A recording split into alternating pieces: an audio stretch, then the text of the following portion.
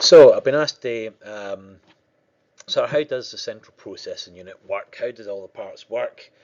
Can you give us a refresher on it? So there's three parts to the central processing. Well, there's three parts to the processor: the arithmetic and logic unit, the registers, the control unit. We also have the address bus and the data bus, and this area I'm going to call memory. And memory could equal as well be a peripheral.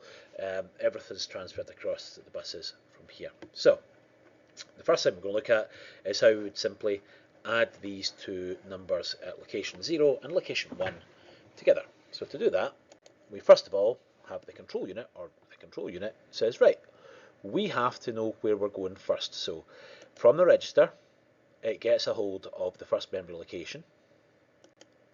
It then copies the memory location to the data bus, and it then transfers the contents of the data bus to the register. It then has to set up for the second location, which is location 1, puts that on the address bus, and then it copies the contents of location 1 onto the data bus before transferring that across to the register. The control unit now says to the arithmetic logic unit, I want you to add these two numbers together. So the arithmetic and logic unit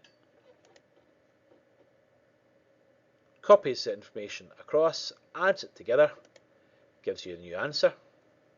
And it says, right, I've added those two numbers together. Now what we need to do is we need to put it back into memory location. So the control unit says, right, we need a new memory location. So it goes from memory location 3. It then puts the information onto the data bus, and it then transfers information across from the data bus into memory location 3. And the arithmetic and logic unit and registers can then be cleared.